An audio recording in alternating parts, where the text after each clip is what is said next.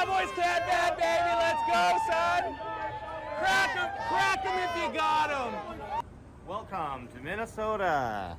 Podcast, we talk about us arriving here, our trip, what we're going to be doing in the next week or so.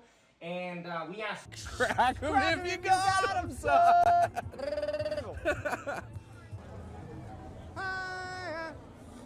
Let's go. How about them Cowboys?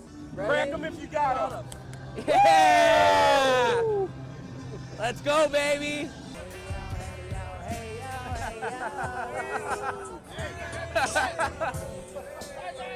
Please hit him. Somebody punch him, please. Hey, you want one of these? Coors? Dude, you got a yellow belly. You knew exactly what I know, you were looking me up and down. I knew what you wanted. You want a banquet? Yes. Crack 'em if you got 'em. Jerry, pick us up, Jerry. We're not worthy. Cowboys can fan. Cowboys can. Like Canadian fan, can fan. Oh. Cowboys can fan. Love Canada. Yeah.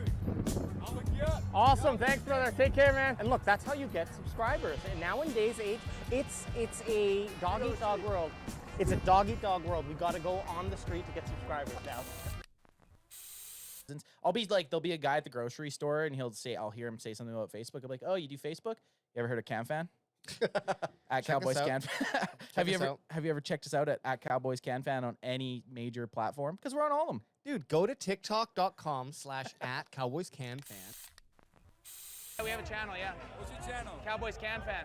I'm gonna watch that. I'm Cowboys from Puerto Rico. Can Fan. We're from Canada, yeah. Oh, okay. But yeah, it's Can Fan on his shirt there. I'm gonna watch that when I go on. Yeah, do it. You guys will be on our YouTube. Can I come all the way from Puerto Rico? Puerto Rico? Hell yeah. See, that's Son of a bitch. Let's go. We're gonna be cracking them if we got them, baby. Let's go. Not often are you gonna have the Vegas Strip shut down like this, so we're gonna take advantage of it. And we're gonna shotgun one for you, son. Crack them if you got them, son. Woo! Walk and crack. Crack them if you got them, son. yeah, Rolly, come on. I've never met a real Eagles fan in real life. I'm from Canada. This is my first time out of my country. Well, hey, I don't say this often, but go f yourself. Only an Eagles fan would have to promote a Giants or a different club's signage to try to get friends. Crack them if you got them, son. Crack 'em if you got 'em. Hey, he hasn't heard though. Do you know who's winning the Super Bowl next year? The Cowboys. The fucking Cowboys. Got him!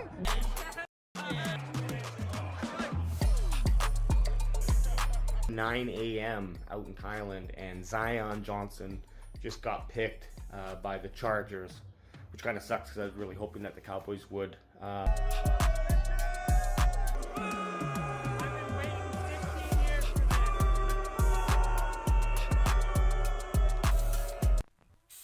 TJ Watt, that taking Taco Charlton over TJ Watt is probably one of the worst. What are you doing over there? I'm stretching my neck, bro. I love it because it is literally. I actually thought you were falling asleep, man. Hey, Paul, it is 2:30 here. It's 2:30 p.m. Yeah. 2:30 p.m. No, We've been drinking since 9 o'clock this morning. It is currently 2 o'clock in the afternoon. It's a long haul. And I kind of low-key hate the 10 a.m. games. yeah, Oh yeah, definitely. for sure. On a scale of 1 to 10, if you're getting turned up on a Turpentine 10 a.m. game, guess what? You're getting drunk. Yeah. Hot dogs. Cute guys, real cute. Yeah, there you go. Yep. Crack 'em if you got 'em. Yeah! Cowboys! Cowboys! I'll scream enough for all of us, don't worry. Crack 'em if you got it. Oh! thing I do when I get in is eat something. We got him, baby. Woo! Just sprayed the fuck out of him with that. Oh, there was nothing left. Oh, he got him. This is a private moment for us, but hey, we did it. Worth it. We made it. Yeah, blast so far. Every day. Hey, talk to me at the end of the game. If we get our fucking asses spanked like last week, I will cry in public. No, I have faith. We're not fucking losing today. At least we had one side of the ball playing. Crack them if you got them.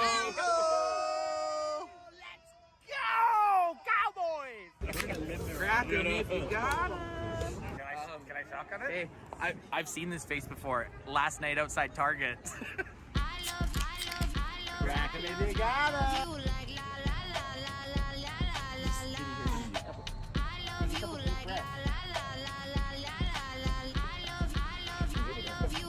In fairness, we had eaten 3 briskets and 1 fucking rib. If there's one thing that our military families have taught us, it's no man is left behind. How about them Cowboys?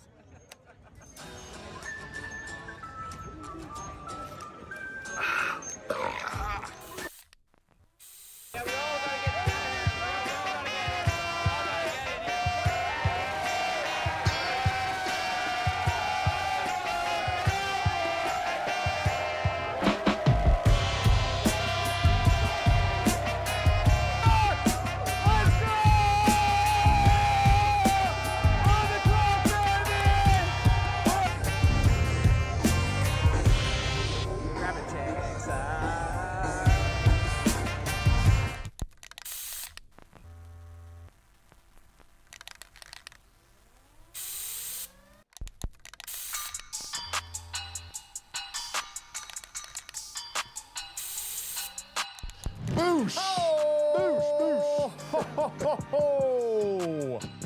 What is this? A Tuesday night main event? A Tuesday night main event and Ant's at the Cowboys experience already? Oh, hang on. Sorry. Let me. Your screen's all messed up here. Hang on, fix that screen. What's up? What's up? What's up? Look at you. I'm already in Oxnard, baby. Look at this. I got a spot, fellas. I'm waiting here. I'm down here. The weather is balmy, a balmy 86. Ooh. And I'm loving it. It's looking good down here. I'm on the scene, first in line for us. I'm doing it for the cast. You know what? It might be nicer down there in that cool 86 than it's going to be up here this week in Canada. Supposed to. Well, we're going to be right by the ocean, my friend. Oh yeah. I mean, I guess we're kind of by the ocean where we live, but It's not the same. It's not the same. It's not the same. We're not exactly by the ocean. Down in Oxnard, we're going to be right by the beach, fellas. We're going to have a beach day. There's going to be a day like I think the Sunday there's a practice August 5th, obviously. I'm just jumping right into this. We'll get into our we could talk about how we're doing in a sec. August 5th, we got that crack 'em if you got him. Get him in, if kids. you got him. Crack me if you got him. So August 5th, we have a practice 11 to 1 to go to, which is the Saturday. But then Sunday, all bets are off. Are we doing the Top Gun 2 beach scene when we're playing football? Yep, for sure. And it'll be anybody that's out in Oxnard for the training camp. They're invited for shirtless Top Gun Maverick 2 or Top Gun 2 Maverick beach football scene. Question for you guys: if everyone's shirtless, because you know how you have shirts or skins, how the fuck do you know who's on your team? Well, you have a shirt permanent, so there's one. Yeah, look at that. I'm pretty close to that too. I'm a little bit more. Yours is fine. Yours is fine. Mine's a nice gradient. You got a nice gradient. Or we got to find a guy who's like shoulder to belly button hair. Yep. And there's another shirt. Yep. Covered in hair from shoulders to belly button. So are you trying to say I'm going to be on the shirt team because I have a permanent farmer's tan right now? I say your shirts. You're But by day 2 or by the afternoon, it's gonna look like I guess it's either gonna be a white T-shirt or a red T-shirt. Yeah. Either way, it's gonna look like I'm wearing a T-shirt. Either way, it's Canadian colors. What's up, chat? Everybody in chat showing up. We got a couple new faces in here. Sup. Fellow grid member Patrick Brown's in the house. What up, Patrick? Long live the grid. Long live the grid. And then Kahuna says since he couldn't get the Danucci jersey, and he's talking about me because it's still not off the table of me buying a Danucci jersey. Well, It can't be a fucking Broncos one now, though. He's on the Broncos or vying for Broncos. Since he couldn't get the Danucci jersey, he now has to wear a Speedo and nothing else on the beach day. Okay. I'm not mad. I'm not mad about it. A Danucci Speedo? No, me. And then our boy, or a Taylor Heineken. a Taylor Heine. Yeah. Remember that? Yeah. And then our boy R2's in the house. Cowboys Can Fan, what's up from South Texas? It was 105 degrees here. Ooh. Cheers, crack 'em if you got 'em. Go Cowboys, America's team with the classic emojis. That's our boy. That's R2. too hot. That's why the Cowboys travel to SoCal to Oxnard. do their they traveled to Oxnard so that they don't Hey, yo. essentially Nate Dogg's in the house, so they don't essentially kill themselves in the Texas heat. Texas is known at this time of year to be hot. So you gotta roll over. You gotta roll over to Oxnard and get those nice oceanside, bayside, like Saved by the Bell practices in. Oh yeah, I mean it's odd that they would like why Oxnard. I still don't know why it would be Oxnard. Obviously the temperature, but there are a lot of other places in the world that the temperature isn't as insane as Texas. Yeah, like Vancouver, Canada. Why aren't they practicing in Vancouver, Canada?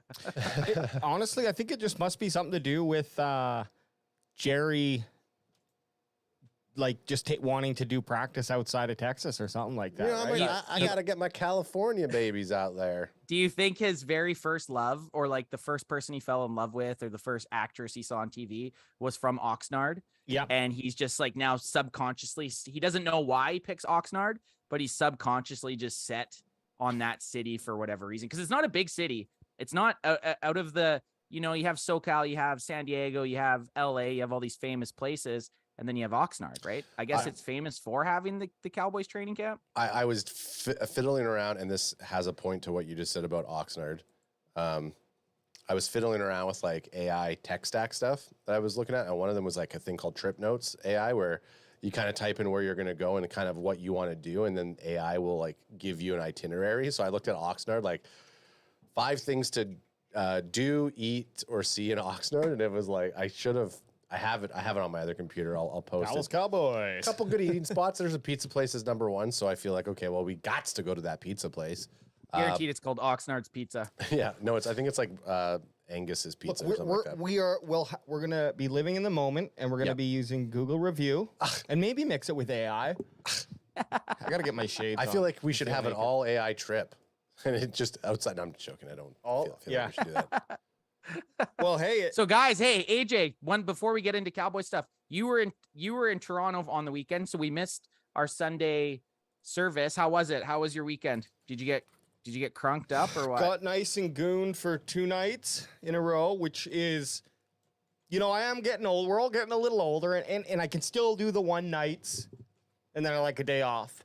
But this was the first time I did a double shift in a long time, and Still feeling it. the second day went till 4 a.m. So when I got back on Monday, I tried to push through, but I ended up falling asleep from like 2, and also the 3-hour difference. So we had a flight at 7 a.m. in Toronto. I'm just starting to adjust to Eastern Standard Time, and now we're flying back to Pacific. Got up at like 5 a.m. Get to the airport, fly, land. It's only 9 a.m. here. Mm-hmm. So I'm battling to like Which is kind of nice though that it feels like you didn't like when you go to the East Coast, we lose time, and then when you come back, it's like you're gaining this extra. Yeah, but I was adjusting. I was just starting to adjust to that time difference, so I got fucked up again when I came back because I was starting to be like, okay, now this is my sleep time. So, anyways, took me a day, but I recouped pretty damn well. So. Because you do intermittent fasting, they say that if you intermittent fast, it allows you to kind of climatize to whatever kind of time zone you're in because of the way you just got to shift. It's like your you're a hours Marvel bit. character. It's like you're a Marvel character. He's like intermittent fasting boy. Intermittent fasting boy. He's like Nightcrawler. He just gets to a new place after being jet lagged. He's like, I'm jet lagged, and now he's fine because he's IFing. Usually I can sleep on planes, so it's not a big deal. Yeah. I just this one couldn't do it for whatever reason. Hey, the beauty of us flying down to Oxnard, Same time time zone, baby. And sorry, for those of you who aren't from Canada, which is our entire chat minus Nate Dogg, Vancouver, where we're from, is like Seattle, and then Toronto, where Alex went, is like New York. New York. It's New that type of flight difference. All right, guys. Hey. Oh, sorry. AJ, what's up? Last thing about the flight is me and our. If you're paying attention to this show, you've seen him before. Maddie Vink. We flew in and we watched Slept together finally. Yeah. They finally slept together, and it Thank was goodness. very awkward. The flight home. The flight home. No, but you guys waited till the last day, the last night, or the last morning of. They wake up, they're looking at each other and like, should we just do it? Should we just sleep together? Are we gonna sleep do together, this? then they take a flight. Are we gonna do this? Yeah. No, we watched Quarterback. And it was really good. And you were saying you hated how much it made you liked Kirk Cousins. I And hate how agree. much I like Kirk Cousins What a after stand-up that dude. quarterbacks. Just seems like he seems like that. I don't know. He does not seem like he should be a football player. Yep. He seems like he just He's a PE teacher. Yeah, he looks like a PE teacher that just won the lottery, has all the intangibles. Even when he's like showing him getting his rehab and stuff, and he's shirtless. Their house he was just looks like your. Yeah, but their house is also not like lavish. I know. Yeah, but he just looks like your average dude.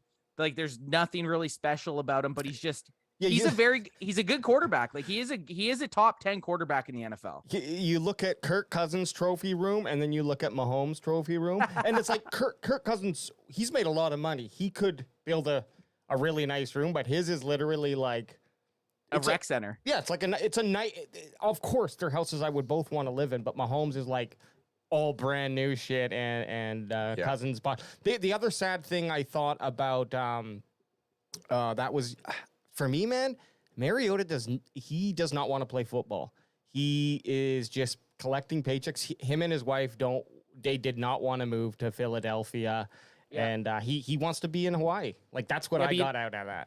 You know what I'm nervous about though? Jalen Hurts comes out, and then the resurgence of Marcus Mariota comes out, and he ends up being an absolute beast for him because he's actually. Marcus Mariota is a perfect fit for that Eagles. I was gonna just say that. I mean, that you talk about how. And we're going to talk about the Eagles this episode, but you talk about why mustache guy, what the fuck's his name? Gardner Minshew. Why Gardner Minshew seemed to not do as well as Jalen Hurts is that entire system is built around a running quarterback a la Jalen Hurts. Yeah, now you got Mariota, who's has some wheels. You saw it in the quarterback series. He's always been a running guy. When he was at Oregon, he put up crazy numbers. He definitely could be a plug and play. And still probably run a lot of the same packages that the Eagles run with Jalen Hurts. Okay, so before we move on to the topics, Nate Dogg saying survey says there is no way Cousins is a top 10. Okay, top 15. Okay. And then our boy R2 is saying Cowboys can't fan. Cowboys used to practice in Thousand Oaks in California, and the Cowboys started this to spread the fan base of America's team. Go Cowboys. Oh. Okay. And Patrick's saying the same thing. Cowboy fans are all over Southern Cali. Which we're well aware of, like the amount of love we get during any type of like Cowboys versus a California-based team, Rams or Chargers. Well, SoFi Stadium, the SoFi teams. AT&T West. We get AT&T West. We get a ton of Cowboys fans tuning in there and whatnot. So I do want to throw at you guys because I think we should start with two kind of hot topics that have popped up these last couple of days. Like hot Texas hot or not Canada hot? No. Well, maybe you know what? I'll let you decide if they're Texas hot. Texas hot. That sounds like we're gonna burn our nipples. I think the first one I want to bring up here, I'll never tell, because I think we could just roll through it a little quickly. Maybe not. Is the franchise tag deadline winners and losers. And great start, because one of the questions was someone was asking about the TP20 contract. What are our thoughts on? So this is perfect. Well, segue.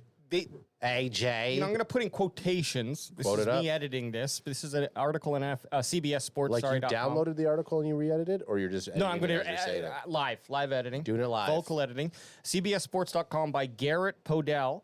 And he put tough day, And that's where I put my quotes around for Josh Jacobs, Saquon Barkley, and Tony Pollard. What's with all these like little?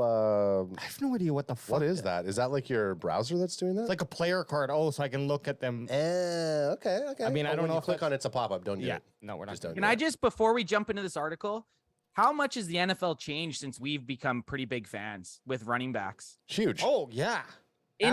absolutely. Like these three dudes 10 years ago, I'll say, maybe even less than that.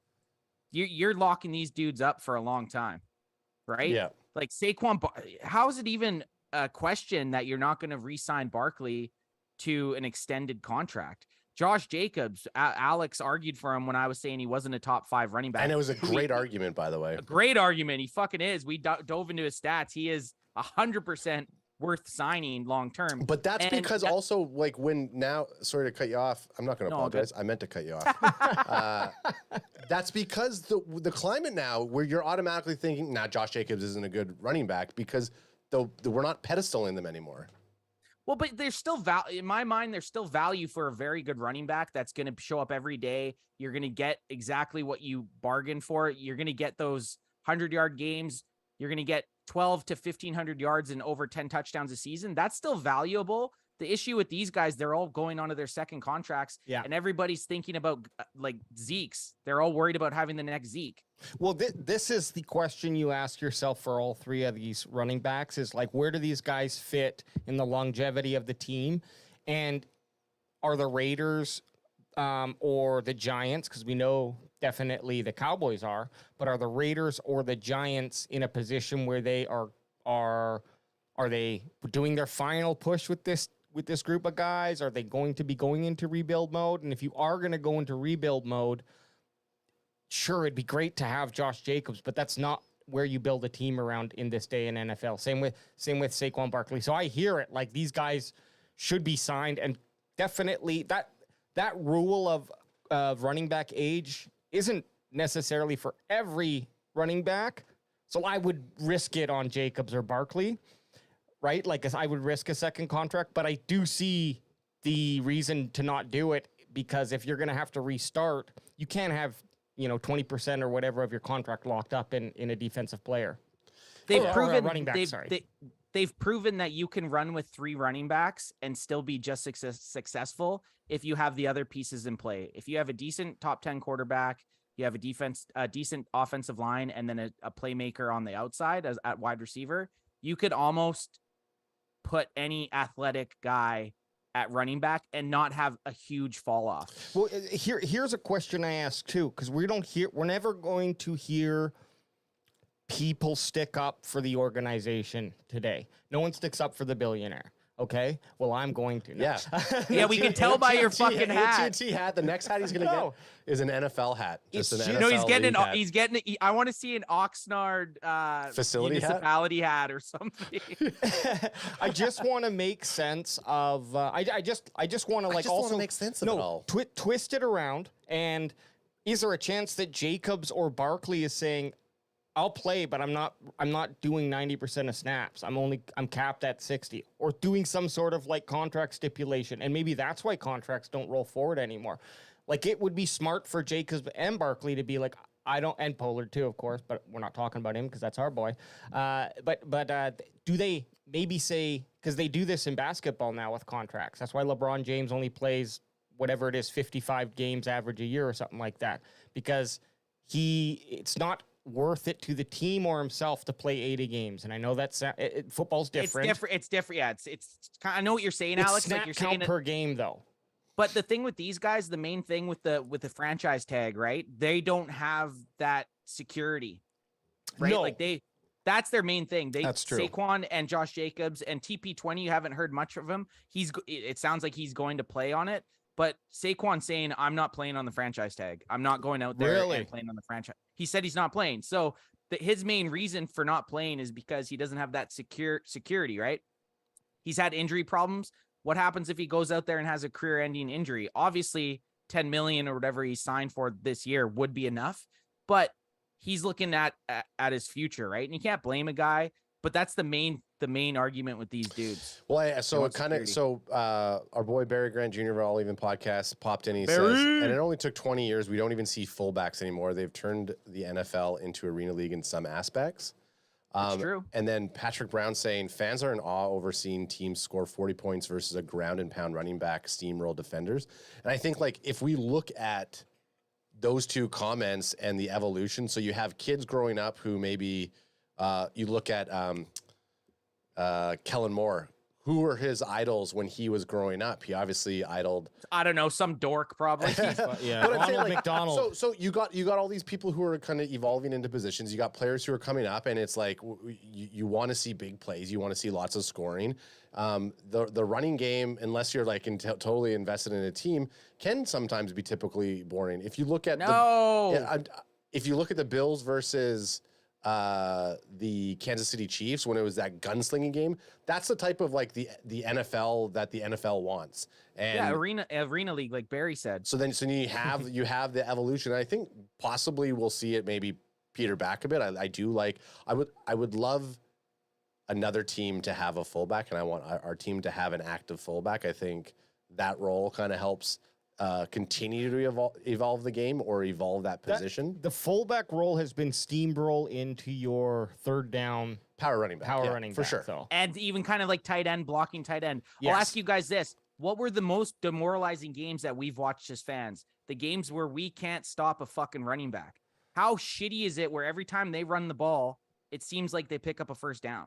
So if we're thinking that as fans, think how demoralizing that is as a team trying to stop that. So I get what the NFL wants. The NFL wants these, like Ad said, that AFC championship or whatever playoff game it was, playoffs. Against the Bills and the Chiefs. Yeah, that's sweet to watch. But as a football team, if you want to grind out wins and just completely dominate someone, I think you still need to have that running game that you just can just pound, and bang, bang, bang, bang, bang. That's what I think. I like that. I miss it, and I love to see. I love when we had DeMarco Murray and Zeke in his early days. They're gonna run the ball. They're gonna pick up at least 5 yards, and you guys aren't gonna do anything about it. Well, this is the recipe that a team wants. They want to come to the end of their contract within a year. They want their star running back to come to the end of their first contract within a year of them drafting someone to replace him. And then they also want that to be timed with another running back who is not as great, but can come in and fill that missing role, who's a free agent now at the same age, get him for half price of what you were going to get, and now you're saving whatever it is, 5, 6, 7, 8 million, and covering the spots that you needed. I mean, it's going down the path of this, taking taking a less pay on a shorter period of time to extend your career to make an overall bigger bag is kind of like where these running backs are getting positioned. So the teams with the running backs that are actually like kind of what you were saying, okay, I want to take crack him if you got him. I'll take less snaps. No running back wants to be hurt for an entire season and then worry about the next season. They want to play ball. So taking less snaps in a 2 to 3 back scheme is just going to increase the life expectancy of these running backs, and hopefully over time they still make a decent amount of money. And about the snaps, I wonder if in contracts it's like, sure, I'll take 90% of the snaps in game or whatever it would be in contract wording, but you're paying me 20-25 million a year rather than saying, fine, I'll do it but I'm only capped at 60 if you're only going to pay me 15. Like, I could see that happening. We're not going to hear that negotiation, and I'm sure there's variables of that, and this is nothing new to sports, but that's what's also left out of this conversation, and it's just fair to look at that, too, because it is a sport, man, and how many fucking great players have we seen in our lifetime that I forgot about, I might just not remember. Like, the next guy's always coming, and there's always going to be more players, so the teams exist forever.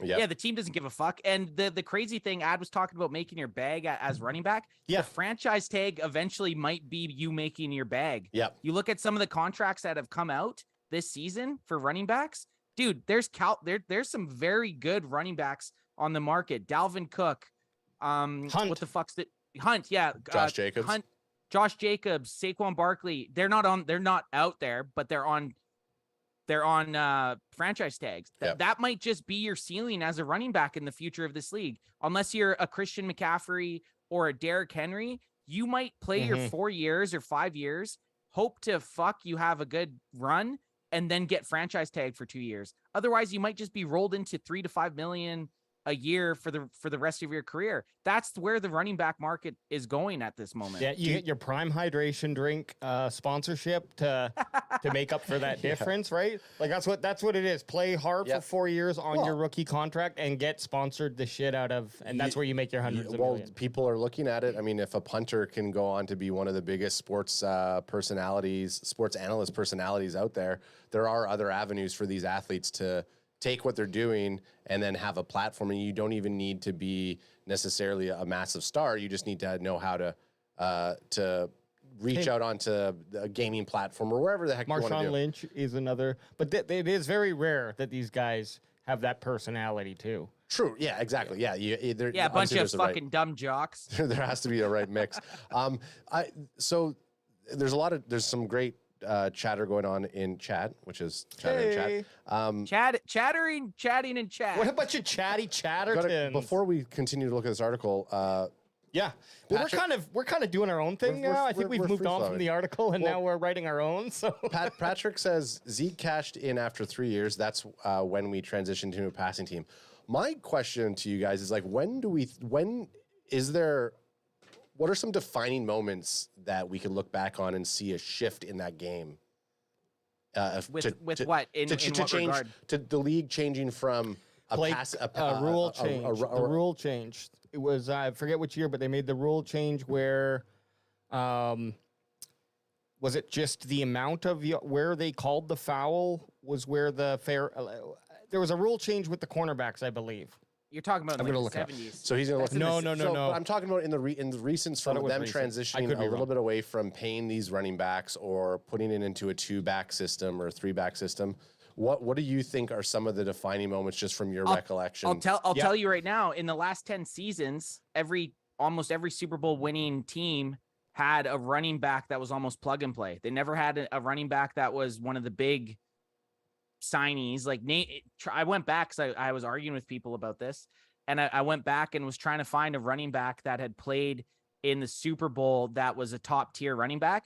And in the last like 10 years, maybe even 15, the only one I could really find was Marshawn Lynch. Like Marshawn Lynch was one of the only first round picks in the last 10 or 15 years that had ever played in the Super Bowl. So they kind of went to the fact that you could, instead of paying a guy or drafting a guy like Zeke with your 4th overall pick, then paying him $90 million in that same draft, say they take Jalen Ramsey instead of Zeke, right? They take Jalen Ramsey at 4th instead of Zeke.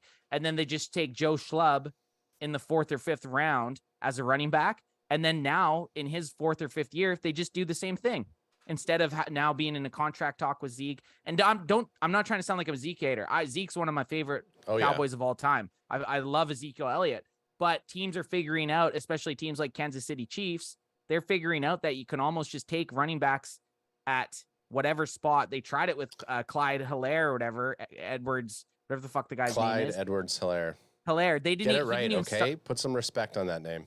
He didn't even start in the Super Bowl. Their 7th round pick did. Yeah. So it's just kind of, I'm going to say the team's a copycat league, and people are seeing that these teams that have just taken running backs later on in the draft are being more successful than teams that are targeting them early. And just to top onto that, and then sorry, Alex, you can go.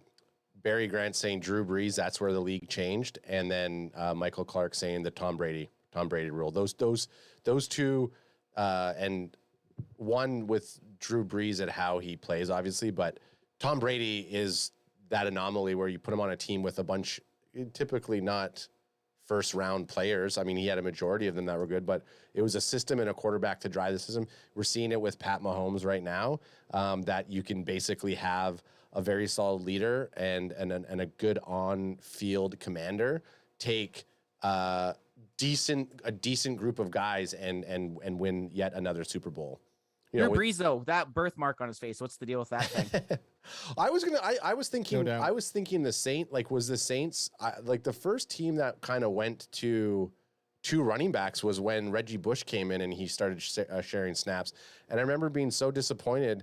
I was like, I don't want, why would you ever have a team that had two I just wanted to see. Do you remember he shared time with? Michael. No. Deuce McAllister. Deuce is loose? McAllister? Deuce McAllister and Reggie Bush, I'm pretty sure were the 1-2 punch when Reggie Bush got drafted. Was it? Okay.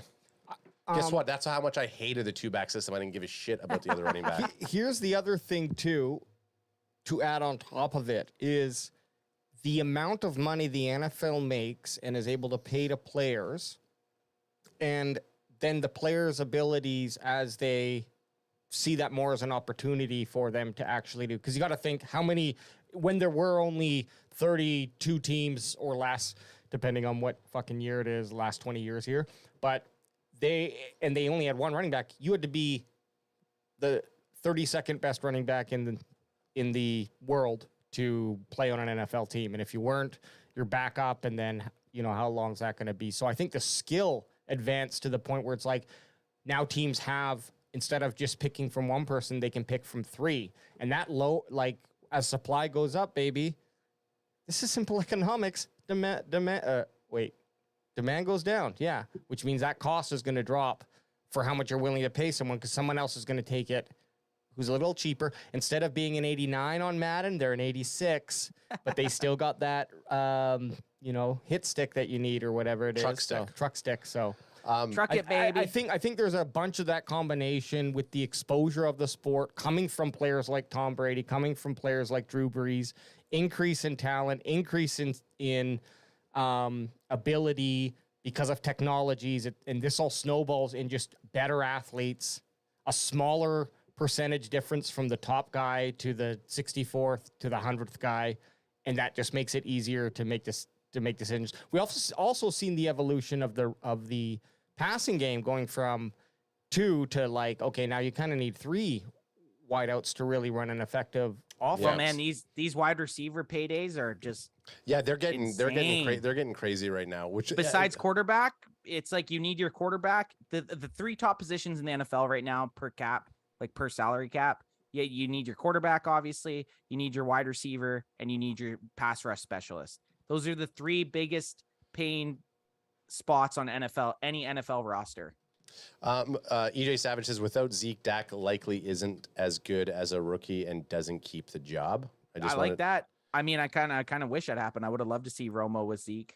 And then we are we saying without Zeke though? Yeah, without Zeke. Dallas Cowboys Chris is saying, this is my question. I don't understand how the position has been devalued of 2 running backs go in the top 15 of the draft. Yeah, no, he's right. 2 running backs. You have Bijan Robinson and the kid in Detroit. Why can't I think of his name? Jamar Gibbs. Yeah. Both went in the top 15 in the draft. So he's not wrong. They're still running backs getting picked. It's more so, I think, the running back's still important. It's more so you look at the contracts this year and you look at these star running backs that are getting franchise tag. That's more of the devalue, and more so than a team like the Lions or the team like the Atlanta Falcons saying these guys are too good to pass up on. Yeah. What are the contracts? I'm going to pull them up right now. Bring them up. If anyone knows. Where we go. AJ's a contract boy. Yeah. Well, AJ's contract. Well, BW2 is pulling up the contracts. I will say it's interesting, or it would be interesting in 4 years. So timestamp this. If we could look back or look forward to see if Bijan Robinson and Jamar Gibbs are both on the Lions and the Falcons, if they extend them. Okay, so wait. High 4 year from now, Can fans. Alex, we need you to pull up Bijan or Beyond contract. Alex has been missing for 2 years, Adam. Okay, well here. Well, that went cryptic. That went very cryptic. Here's Holy cow. No, knock on wood, it's not going to happen. Bijan Robinson's contract is for about 13 million. Or sorry, 4 years, 22 million with 13 million signing bonus. How the fuck is he supposed to survive on that? He can't.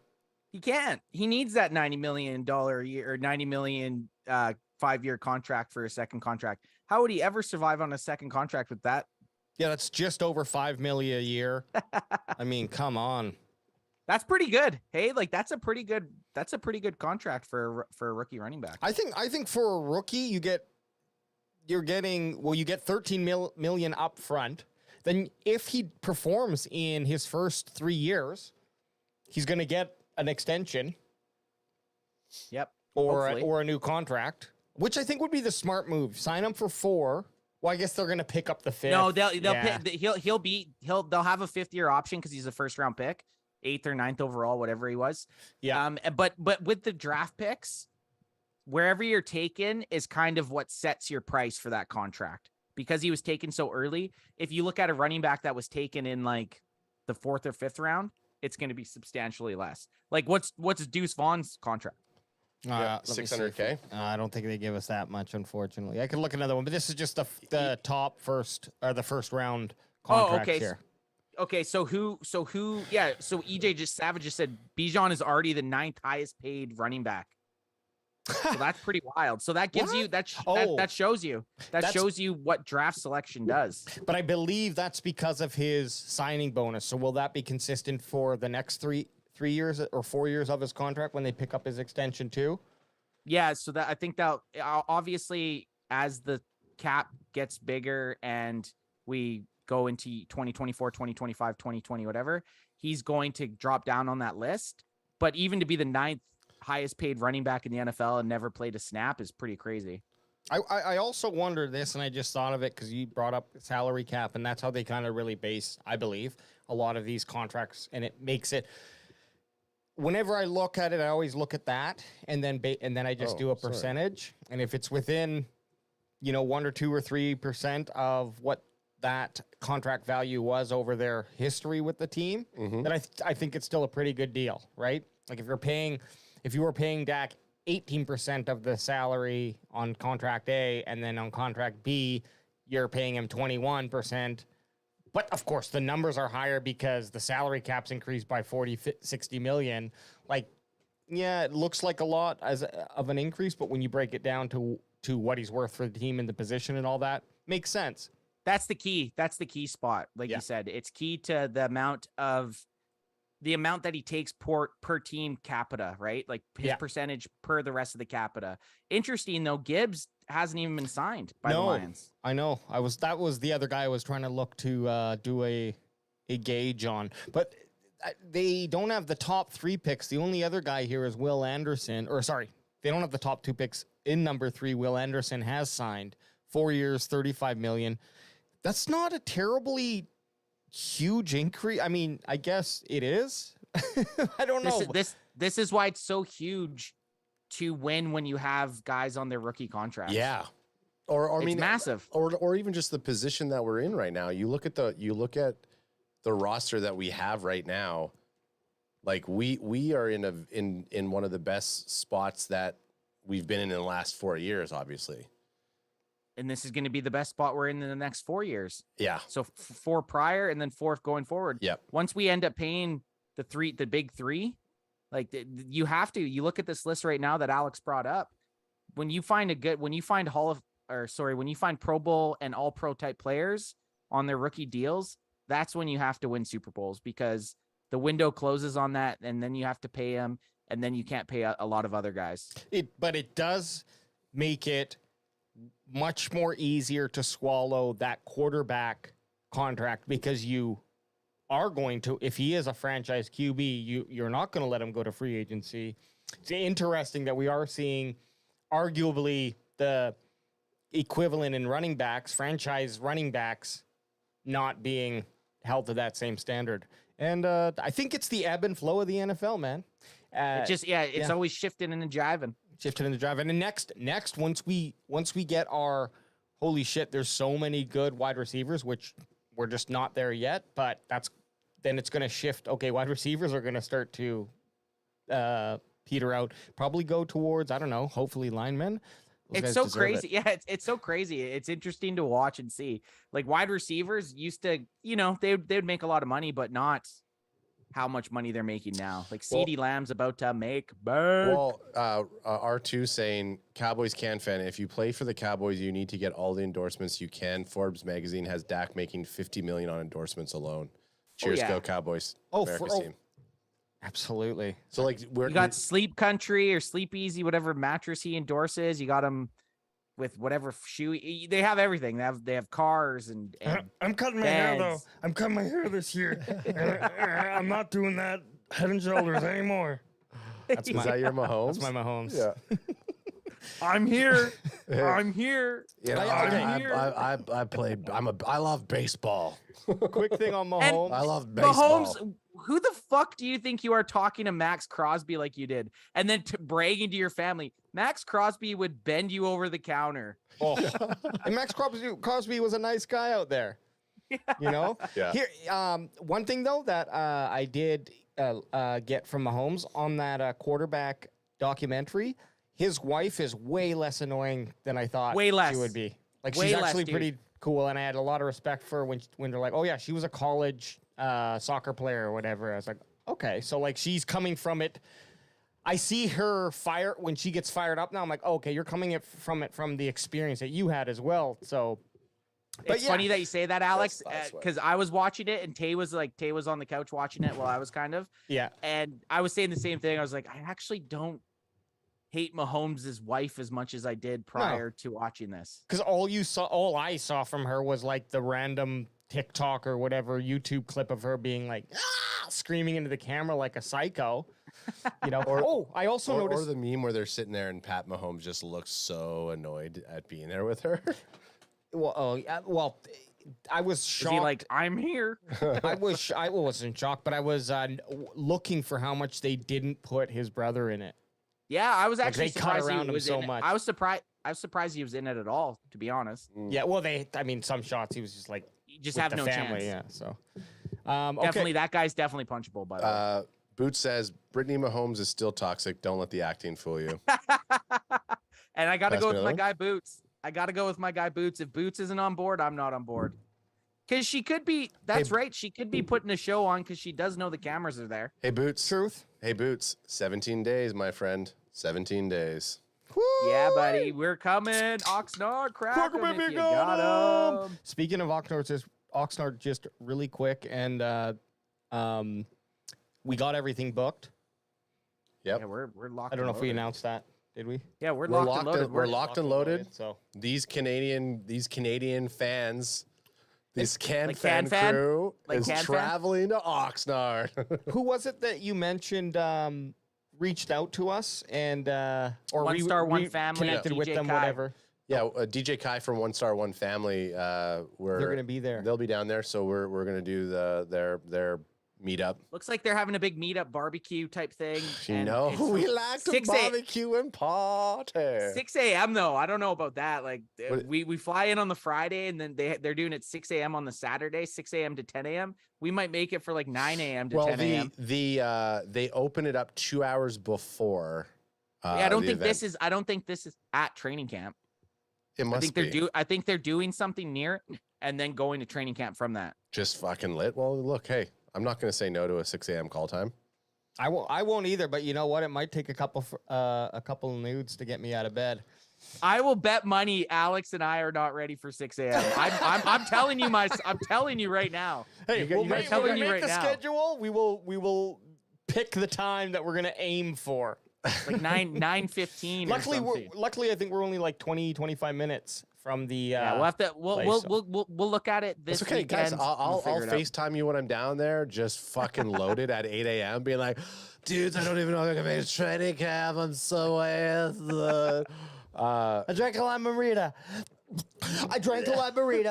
It's still down. Still down. Boots is saying I'm going to be there at the airport, cheesy as fuck, waiting for you by the bag check section. Yeah, I can't wait to get picked up by Boots. Boots. Okay, what else you got on the docket there, AJ? Well, there are some people who are making fun of this quote, but I'm going to say it anyways. Cowboys, and this is by Bobby Kownick on NFL.com. I just do random websites. Sounds like a fake name. No picture. I mean, come on. Yeah, the last two articles that you read, they sound like AI names. Bobby Cowannick, Hey. and then the other one. There is the writer's strike. I wonder if we're getting AI articles. But that doesn't matter. All conspiracy. we want is the headlines, baby. You're going to get the article right here live and in the flesh. Guess what? Cowboys Can Fan will not ever be. I shouldn't say ever, but we will not be an AI episode. Imagine we just write. How do you know we're not? Look at my 9 hands. Look at my 9 hands. 9 fingers. That's exactly what an AI bot would have said. Yeah. Hey, Cowboys Gotcha. QB Dak Prescott confident he won't repeat season with double-digit ints. I know who I am. I believe he said I will not throw 10 interceptions. what is? next Oh, season. ints. Oh, I didn't know what ints meant. Intercepts. I'm kidding. Intercepties? I'm kids. What do you think, Intercepts. Anth? I don't like think it. I like throwing. the confidence. I don't think throwing over 10 interceptions is a bad thing. Just don't do it in 10 games. There you go. You know what I mean? I think Or if you if do you- it in 10 games, you need to get 30 touchdowns. And exactly. I don't Yeah. think having 10 interceptions should be a milestone to beat. Like I don't think you should be saying I don't want to throw 10 interceptions. I'm not going to throw 10 interceptions. It should be more like I'm going to fucking throw 45 touchdowns. Okay, yeah. Let's bring up the list of quarterbacks and interceptions for last season, and let's see what quarterbacks threw 10 interceptions or less. Or more. Yeah, Like, okay, dude, okay. all the main, Well, all the main yeah, that's a good guys, call. all the main guys are slanging up right up there with Dak. They're just Oh. getting further ahead in the playoffs. So I think it was maybe Deffy who was like, I just don't want Dak to be less aggressive. Like, I don't mind him saying that. 10 interceptions isn't bad. Having 10 interceptions not bad. Having 15 in 12 games or whatever he had isn't great. No. So this doesn't have the games, which sucks. And this is from 2022. So I will also look at. Yeah, that's good though. 2022 You want 20. You want Ooh, 2022. your boy- hey, That your was last 2022 year. and 2023. Your boy we'll look Kirk at. Cousins, 14 interceptions in 2021. And then Alex, just click the int. If you click int, it might go. Yeah, there you go. You stupid bastard. There we go. Oh, shit. Dakota. Okay, so So there we keep- go. So let's go down to 10 and under. Let's see who did it. All right. Forgot the question. Okay, so there, Justin Herbert was 10.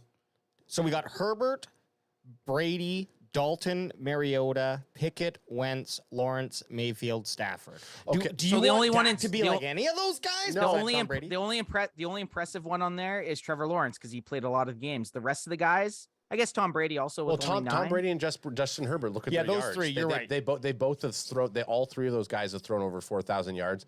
That's the barometer to go to. Yeah, at that's that. good. You're Okay. right. So let's scroll it up a little bit. Okay, let's scroll up. Let me go to just pass yards, total pass yards. Like that's not great. 2,800 passing yards and 15 interceptions. We don't like that stat line. no, but let's look at total That's not pass great. yards and then look at these touchdown interception ratios. Okay.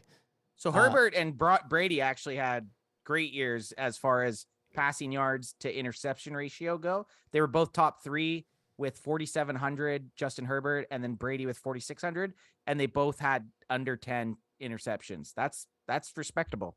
It's respectable, but look at their yards per attempt. Not great. No, quite a bit lower. You do want it Dink up and there in duck. that. You want it set in above 7.5 in my research. Okay. In your research? Patty Mahomes, of course, we don't got to talk about him. He was the MVP. He had an insane fucking season. But then look at it. He still threw over 10 interceptions. Exactly. So that just Wow. proves this Yeah, whole no, I'm not throwing 10 interceptions Yeah. thing. I don't So- give a fuck if you throw 10 interceptions if you threw 41 TDs And 5,200 5,200 passing yards. yeah. Like, that's fine. That's great. Well, that's why those interceptions come. Look, I mean, even Burrow at 4,400 with 35 touchdowns and 12 interceptions. That's completely fine. Okay, what about yeah. this? So what if Dak threw 15 interceptions, but had 35 touchdowns? So say it again. 15? I wasn't listening when you first started talking. So 4,500 plus yards, Yep. Like 35 touchdowns, that. Like that. and 15 interceptions. Don't Less care. than one a game, but Can we get I need high the number. stats back up. I need the stats back up there. So AJ That's said that's 40 very Kirk Cousins-esque. It's very very Kirk it's right Cousins-esque. it's right lined into Kirk Cousins, but so Kirk I'm only Cousins, fine. I'm only fine with 15 interceptions if he has over. What did you say? 35, AJ? touchdowns. 35 touchdowns. Actually, If you he has basically 15 just said Josh Allen. You just called him Josh Allen's stat line there. Pretty close. If you have 15 interceptions, if Dak Prescott has 15 interceptions, I want 40 touchdowns. That's fair. That's 3-to-1 ratio, and that's what I'm going I want for too. That's why I want 40 35. touchdowns. That's exactly what I picked EJ. 30 That's exactly what EJ just said. I picked 35 because I couldn't do the math. So it's like, but I know 40 is 40's good. 35, Yeah. 15's too much. yeah. For 35 touchdowns. I mean, and is he saying it because he's like, coach ain't gonna let me throw the ball anymore. We're gonna be just a straight running game, so I guarantee you, I won't throw any more than. Or he's just that confident. He honestly, Dak has been a quarterback that protects the ball. He has had sub 10 touchdown seasons where he's had a lot of touchdown passes. Yeah. But I think he's focusing on the wrong thing. Interceptions aren't a bad thing. Interceptions, when you are ill-timed interceptions, Yes. that are your fault, are okay. bad So things. I'm gonna give you guys a couple lightning comments here because there's a lot of good chatter in chat. Chatterson, chat. And I'm gonna go off of what you just talked. Crack him if you got him, Crack AJ. AJ's drinking like a fish. I like it. Hey, I'm just back from my 4 a.m. roll call. So see, exactly. You could easily hit the 6 a.m. Party with me. That's why I say give me a couple nudes in bed and I'm up, baby. So one of the parts in that article that was talking about the tip pass. So the guys in the chat were saying, understand that the receivers didn't gain separation and he threw into the most tight windows more than anyone, is what That's Michael factual. Clark's saying. That is factual. That's been proven. Dak had the tightest windows to throw into in all of the NFL. Yep. So And that's another thing. Like, you're basing this that you're saying you're not going to throw 10 interceptions, but you're basing it off a lot of factors. I don't think you should set yourself up for a stat like that. Yes, I like the confidence, but I just don't think it. I don't think it matters. I don't think 10 interceptions is the bar or is a good or bad thing. Yeah. It's also like I think was mentioned a couple times here, and I just want to say it again so then it becomes my point, is the timing of those interceptions, right? Yep. If you're down by 12 in the fourth and we throw 2 interceptions because you're trying to bomb it down there and just, whatever was happening wasn't working out, so let's just fucking try it, and they're punts, those are much less much easier to swallow, than if it's a 1st and 10 on in their fucking red zone, right? Yeah, definitely.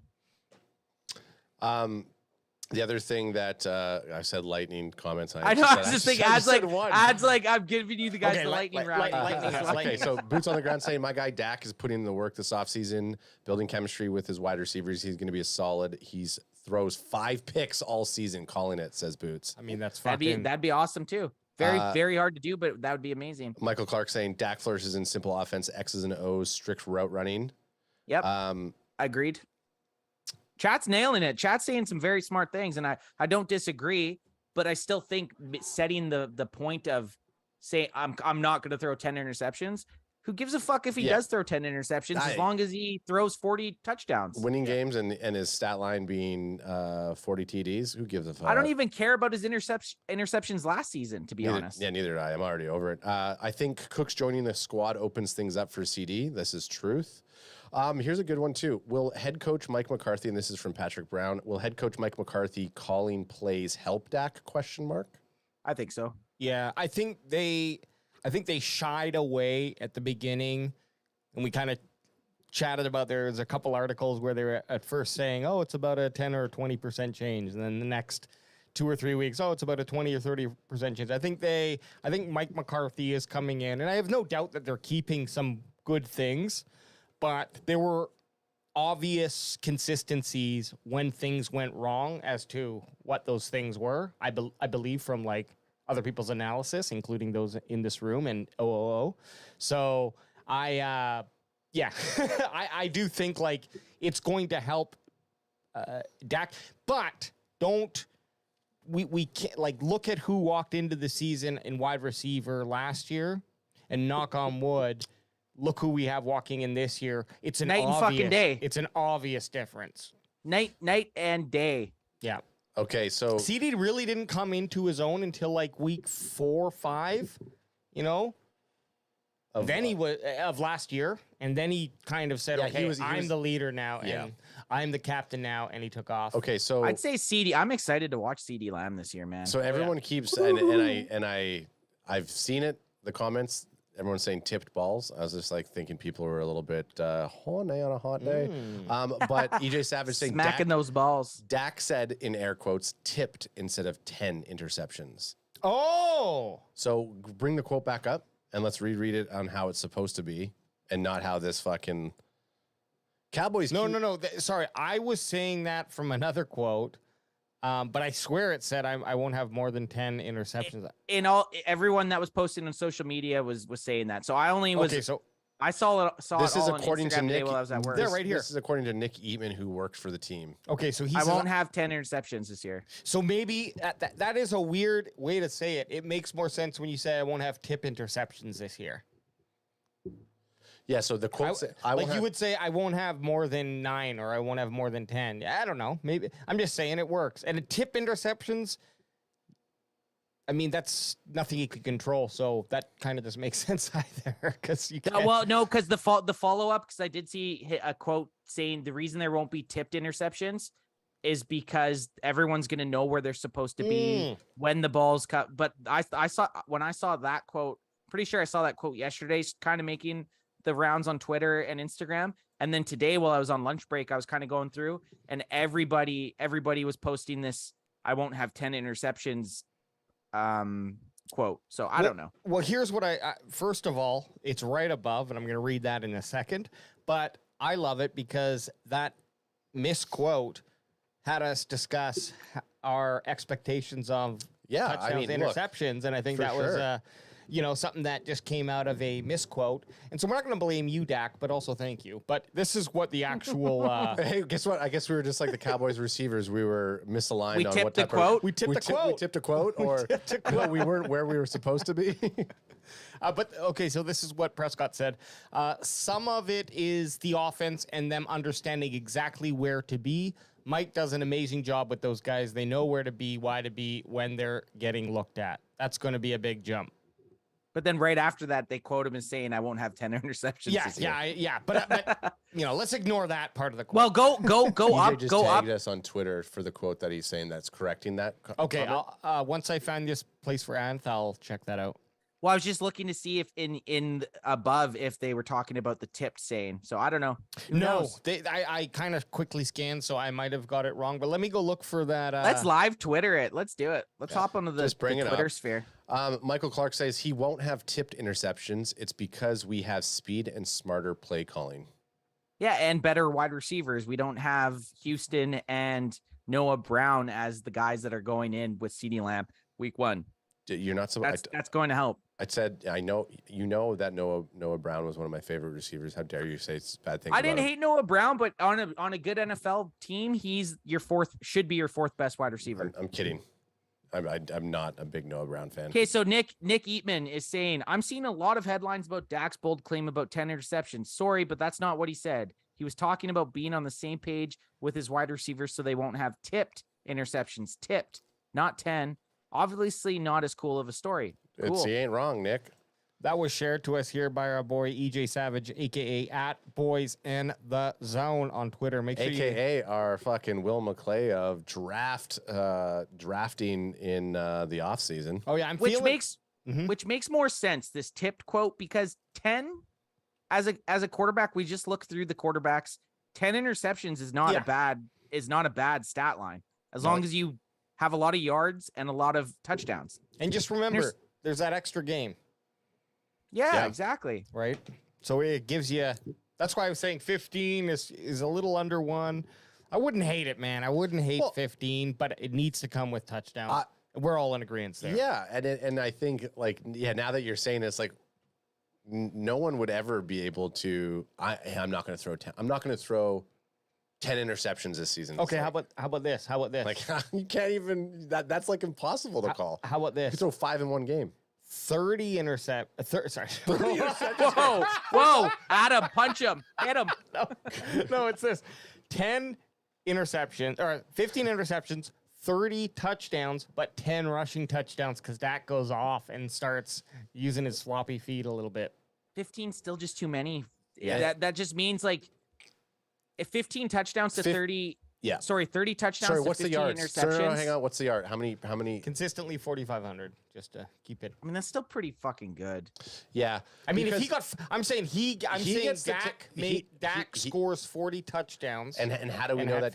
How do we know TP20 doesn't have 18 touchdowns or all three running backs in Alex's what if category here? They're all fucking stacked with because we're doing more rushing touchdowns. And Dak had 15 interceptions last year, and I'm just like, yeah, that's not that bad. So I mean, obviously, if he did it next year and has a way better stat line than he had this year, obviously he'll be okay. But I think Dak's better than his interception output this year, and I think it's like Trevon Diggs when he gave up some yards in 2021. It's his overblown stat that by the end of next year, none of us are going to be talking about. True. And just for the record, because Michael Clark says he was about to roast us because he liked Noah Brown, but he was a hindrance. He played harder for Cooper Rush. I was just kidding about not liking Noah Brown. I like anybody. If you're on the Cowboys team, you're my guy. But I'll still if you fuck up, you go into the penalty box. He did play better for Cooper Kupp Cooper Rush because they were practice squad buds. Yep. Yeah, I mean, chemistry is something that even affects. It's undeniable. It even affects video games, and that brings us to our next conversation. Oh, segue alert! Woo!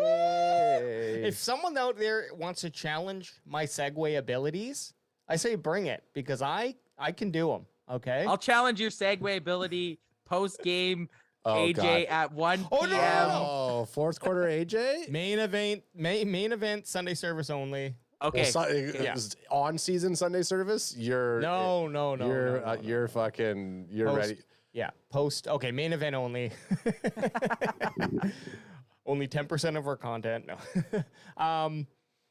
But yeah, first thing that's going to lead this conversation is the I don't know, was it a jab to our boy CeeDee Lamb who gets robbed in his wide receiver ranking? Sorry. I'm going to cut your segue off because this is just a point to our last one. Michael Clark. We'll rewind. I'll do the intro again after. Michael Clark said it. No, James Winston. And then Cowboys Fan Winston. This is from R2. Cowboys Fan Winston threw 30 touchdowns and 30 interceptions with Tampa Bay. Yeah, that's disgusting. I hope that never happens for the Cowboys. Fuck no. How did he keep playing after 20? Yeah. And they just said, you know what? What? Yeah. Keep it. Maybe they just didn't have 30. anybody. He took 30 for 30 to a whole new level, son. I mean, at the end of the season, I just realized that 30 for 30 was my favorite show. That would be the epitome episode 30 for 30, the quarterback who threw 30 for 30. Jameis Winston basically said, every time I threw the ball, I knew it was going to be a touchdown or an interception. Yeah. I had a 50-50 chance. Okay, AJ, let's segue now. What do you got with this Madden lore? Okay, actually have a nice little so we'll just start looking at basically this is actually from our boy Jerry Trotta, who when it's appropriate I want to get him back on the cast for the first time. He'll be our second Landry Hat contributor. Trotta Scotta. And he wrote Madden 24 clearly clinging to the past as CeeDee Lamb gets robbed in wide receiver rankings. And I just have his ranking pulled up on the side, but I'll scroll down to the article. On your side bay there? Okay. Scroll it up, zoom it in, show it. Adam Schefter. The top wide receivers in Madden. Okay, but this is kind of... Sheffy. This right here, Adam, if you want to read that paragraph. Okay. In a testament to the game's plummeted standards, Madden gave a pair of aging receivers, DeAndre Hopkins, in brackets, 93 overall, and former Cowboys wide receiver Amari Cooper, 91 overall in brackets, a top 10 and over the ascending and superior Lamb. So he's saying Madden doesn't have the standards anymore, and they're rating DeAndre Hopkins and Amari Cooper higher than CeeDee Lamb. And this is the top. Well, let's just watch this. Hey, let's watch a video. We can do it because we don't give up. We're demonetized, bitch. Demonetized. Oh, this is perfect time for me to say this. Fuck YouTube. Hey, remonetize us, YouTube, or we'll keep saying it. Yeah, you remonetize little- us. you And they're little just thinking, bitches. well, wait till we deplatform you guys. So Justin Try it. Jefferson gets to the prestigious 99 club here. Then Deserving. deserving yet. Tyreek Hill 98, Devontae Adams 97. Dropped out of that I always 99 club. agree you should only have 199 to start, just to set, because that's the best, and then work your way down. You know. I agree with I that. like that. I agree with that. 199.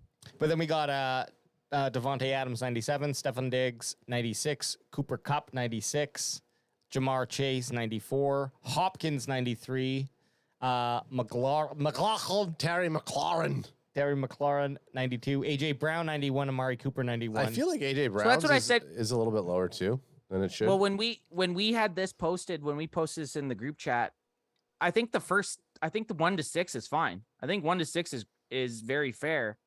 CeeDee Lamb should be 7th. CeeDee Lamb should be 93 overall and have DeAndre Hopkins' spot. Do you think CeeDee Lamb should have a higher rating than AJ Brown? Yes. Okay. Do you think CeeDee? I tested you as a Cowboy and you passed. Do you think CeeDee and Hopkins could both be 93, or do you think Hopkins is undeserving of 93 and should? Let's do the fair thing. Let's respect Madden a bit here. We're gonna put CeeDee Lamb at 10. Okay. As Cowboys Canadian fans, Yep. we're gonna put CeeDee Lamb at 10. Who do you take off of that board to put him at 10? Terry McLaurin I would say Amari Cooper, honestly. and Amari Cooper. Yeah, I get you're right. Okay, take Amari Cooper off. I think Terry's better than right now DeAndre Hopkins even. I think Terry McLaurin's going to have a better season than DeAndre Hopkins next year. I think the outlook absolutely it should be that way for sure. Like the Hopkins is an older player going to a new team, not with Tom Brady. Yep. You know, I know that shouldn't really affect the rating because it should be based on the player's ability, but I don't know that he's going to be Body of work and well, actually Michael Clark. So EJ Savage is saying Hopkins hasn't broke 1,000 yards in 2 straight seasons, but Michael Clark is saying in D-Hop almost had 1,000 yards and only playing 9 games last season. So him being on the list could be obviously warranted. That's a pretty Not good over my guy. Not over my guy. No, of course. CeeDee Lamb had a very good season. He was almost top 5 in every stat. He was definitely top 10 in every statistical category. So why the fuck isn't he in the top 10 of Madden rankings? If I had to look at this list right now, I'm bumping Amari Cooper for CeeDee Lamb. I'm fine with the other guys. I'd put CeeDee Lamb in Amari Cooper's spot, but I think Amari Cooper could go as high as 7 on this list. I'm not going to argue with Jamar Chase, Cooper Kupp, Stephon Diggs, Devontae Adams, Tyreek Hill, or Justin Jefferson. Those guys are all very good picks and ratings. I think CeeDee Lamb should be sitting at 7. Yeah, I mean, you're not wrong. well Mushroom stamp it. The other call out here is CeeDee Lamb. Or I'm sorry, Mike Evans. CeeDee Lamb is ranked the same as Mike Evans, and Mike Evans won't have Tom Brady. So what's this though? It's showing him at 10 here. So What's this list that you have up right now? Oh, this is Last a MaddenRatings.com, so I think it's accurate ratings. But they have him at 10. I know they have Hopkins omitted because I think he just signed, so he's just not been added. He's gonna skid CD down to the 11th. Gotcha. Yeah, so bump everyone down, but it's the fact that you got CD in line here with Evans. I don't know. I mean, Debo Samuel at 14. I could imagine Bang Bang Niner gang was not 15 being really, happy with right? that. Yeah, 15. Yeah, you're right. Interesting. I don't know, but what we really want to do is look at our boys from the Cowboys. So this is the Dallas Cowboys ratings for Madden 2024. So any audio listeners right now, we're about to dive into looking at the Cowboys players Madden rankings. And if you are missing out on the visuals, what the hell do these guys look like? They sound like idiots. Well, head over to youtube.com/@ Cowboys Can Fan, or just search Cowboys Can Fan or go to cowboyscanfan.com. All the links are there for you. You're gonna be very surprised how fat my face is when you hear how high pitched my voice is. And they're gonna think that there's like, oh, the two brothers and the girl that's on the show. Oh, would you look at that? Well, the other thing that we need to look into here that EJ's bringing up, he goes, the fuck CeeDee is only a superstar development. Oh, trait, yeah. and they gave Debo a superstar X factor and not CeeDee. What? Okay, so this little X is X factor, meaning that they have additional abilities. The superstar is great. It's just the level down. It's very interesting that like not everyone in top 10 has that. You would think CeeDee's just getting fucked, eh? Yeah, that is true. Look, he's surrounded. AJ Brown, Evans, and Keenan Allen have it. I mean, And then look at Tyler Lockett, top Nothing. 15 and nothing. fucking naked out there. Hey guys. Can I get one of those little X's or stars? The way you said that, I thought you were a soundbite. I was like, I looked over to AJ and I didn't see him playing a soundbite. I was like, who's saying that right now? And look, I don't want to rile Ant up here, but look Rile at him Zach up. Martin. Yeah, sure, he's got a 98 overall. Well deserved. Should be 99, but he's only a Should be fucking 99. superstar. He's not an X Bullshit. factor. Don't That guy like it. is the definition of what an X factor is on offense. I hate it. Keenan Allen has a superstar X factor. Dude is older than my grandma, says EJ Savage. It's true. So the players here, the rest of the Dallas Cowboys player, of course, we got Michael Parsons. and definitely just as hot. We got Michael Parsons. They have him as right end, which He okay. played that quite a bit, but you're right. He's selected as a linebacker, but Madden does what Madden do. Yeah, but he's a X factor. Then we got Lawrence at 90 overall. CeeDee Lamb, of course, 90 overall. Stephon Gilmore, 90 overall, and a superstar. Can I say this before we scroll down? No. Yeah. Move on. These are our top 5 players. These are our top 5 players on the team. That's respect, though. D-Law as our third best player. I fucking Yeah. love it. Oh, yeah. I'm a huge D-Law fan, and his stats don't necessarily show how good of a player he That's why he is. doesn't have an X factor or a star. I'm No, okay with that. I'm okay with that, with D-Law not having an X factor or a star, because he's just gonna show up and do what Coach Law does. He's just too damn sweet. So I don't hate that. Okay, then we got Tyron Smith at number 6. Superstar. Trevin Diggs as a superstar, number 7, overall rating 87, weak. What do you guys think about our 387s here? So yeah, Trevin Diggs, Tony Pollard, and Dak Prescott, who is an X factor, are all ranked 87, 7, 8, and 9 on the list here for the Cowboys. Yeah, I'm a little surprised. Dak's improvision, his improv, so legit. Oh, Improviser. he is an improv master. He minored in college as an improv. He makes improvist. Carrot Top look stupid. Yeah, he improvises. Yeah, give me anything, any object. Come on, and then he does something silly with it. I don't know. I think we got Diggs. I always thought Diggs was better than Gilmore, but it's awesome that Gilmore is ranked better than him, and so Pollard. Guys, this defense. Look at our top 5 players. Yeah. Out of the top 5 players, how many are defense? 4 to 5. Love it.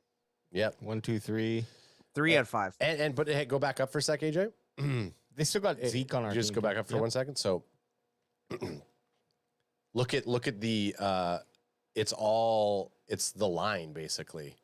And then you got a cornerback, but we don't have a linebacker in there, but it's the line. Like our line is fucking strong. This defense is going to be line. fun to watch, guys. And then you go back, yeah. Here, okay. Before last thing, I do. That was my guy right there. I just wanted to see where Cooks was at. 83 Cooks, wide receiver, number 11 What on does the the team. green and the red mean? Does it mean that there's a potential that they're going to go down or back up? I think they probably means Projected?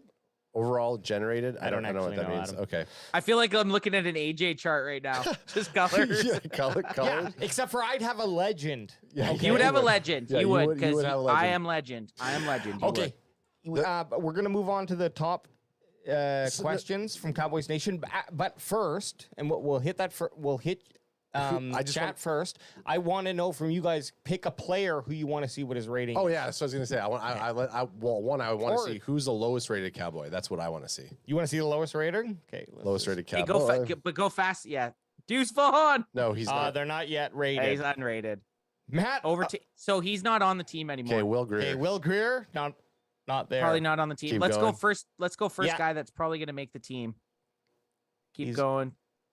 Farniak probably. I'm going to say Farniak. Okay, so Probably. Farniak is 61, but let's go starting Look, lineup. he's not even. Poten- they poten- don't even have a photo of him. They got a fucking fake Madden photo of him. They got a mid-journey picture of him. They just typed it What in. is what what's would an NFL guard, left guard look like? Okay, and Ant, who do you want to? Well, let me see. I got to close my eyes because you're scrolling. I'm just I'm going gonna to go. I want to see Dono. What's Dono rated at?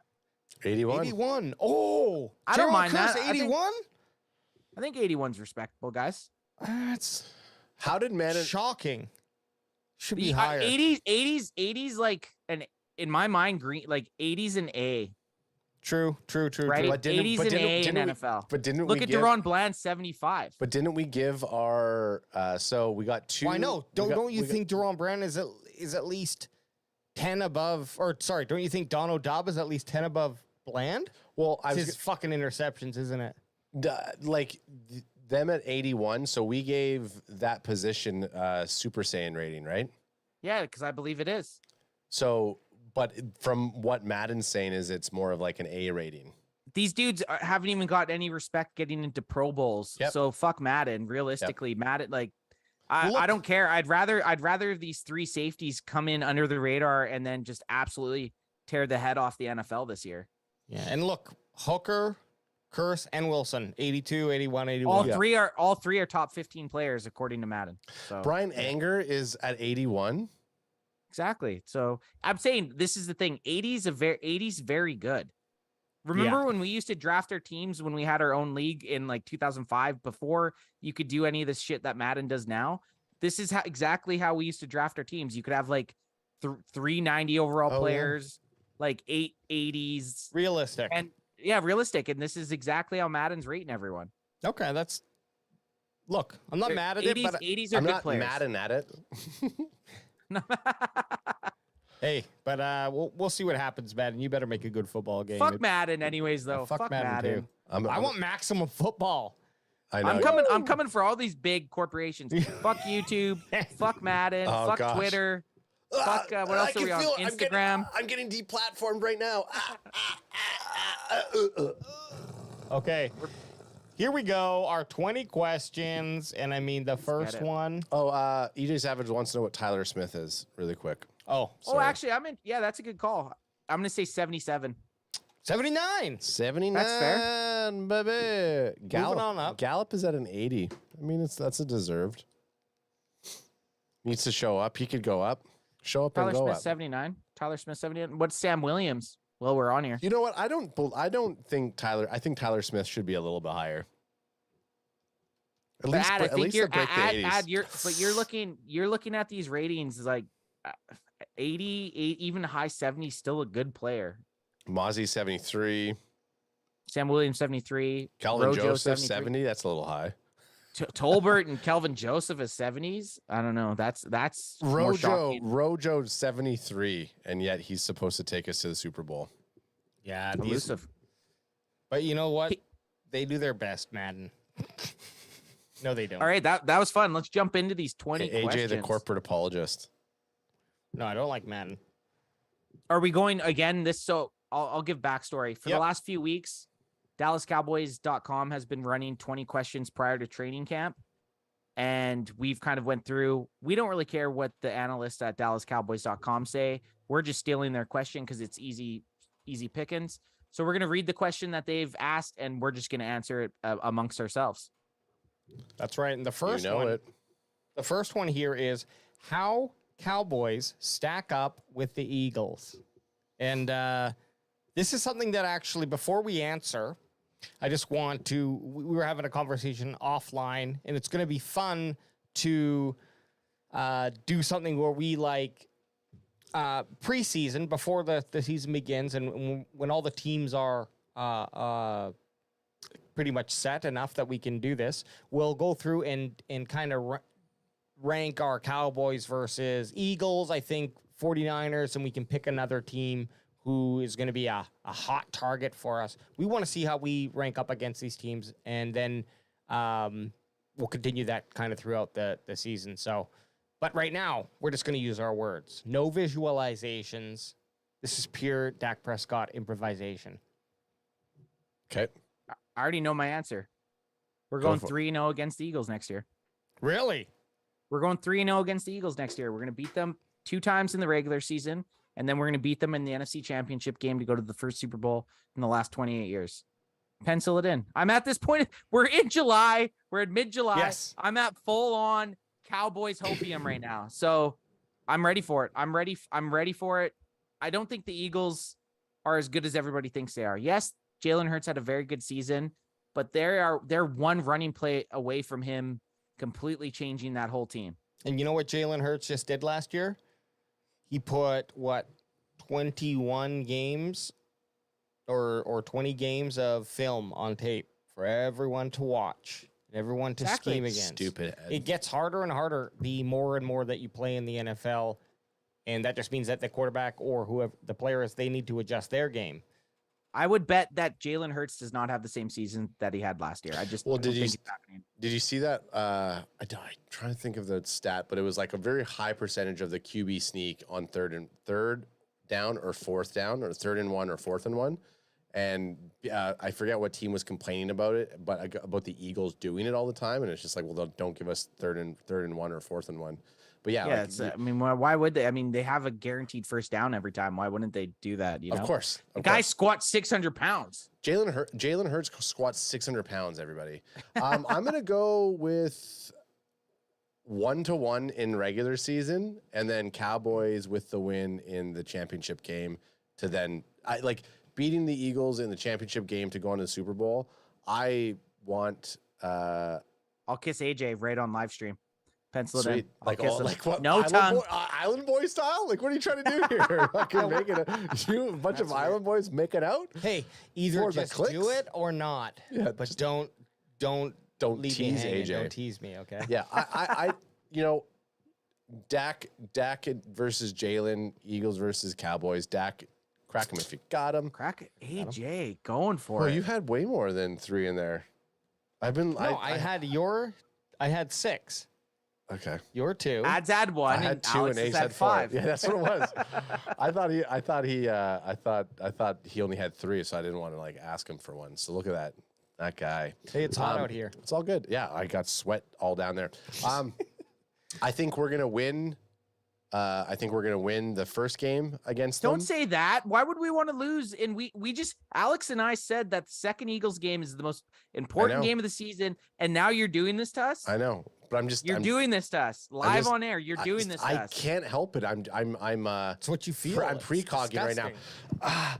So Cowboys gonna beat the Eagles the first game, and then second game in the second half of the season they're gonna lose. His pants are rising, and then they're gonna win in the championship game to then go on to the Super Bowl. Okay, good. Well, as long as we end. No. I need Dak water. Prescott water. does not lose to the if Dak Prescott's lacing up his cleats and putting on that star, he ain't fucking losing to the Eagles. Not AJ. Just hang on. No. First of all, if anyone was watching, Adam dumped all over the keyboard. So that was me trying to save the keyboard and dump the fucking liquid out of it, which I'm doing right now. While he was precogging. Hey. So I got a bunch of shit gets crazy. And to top it all off, Kilo C just shows up in a late fourth quarter fucking dunk, baby. Okay, it's okay. Everything's good. Golden. Kilo C. If this table could talk of all the times that we've spilled, if this equipment, thousands of dollars of equipment could talk. Please help me. I'm being abused. I don't feel bad because that Logitech keyboard that you're using is mine. So if it's destroyed, exactly. it is what it is, you know? It's not the first time that. Back to the question though. Yeah. So the Eagles stacking up to the Cowboys stacking up to the Eagles. I think every single game they play against each other, as long as everyone's healthy. We didn't get to see it last year, boys. We didn't get to see Dak Prescott versus Jalen Hurts. That's what everybody wanted to see. I want to see it 3 times next year, and I want to see Dak win every single game, just so I can tell everyone to shut the fuck up. This is what we needed is we need that Dak, or we need that Prescott Hurts rivalry, and it's going to be 3. It's going to be a 3-game rivalry this year. It's got to be. I mean, it's got to be. I want what Ant's saying for Ant's journey of the season for his combating online. But I do,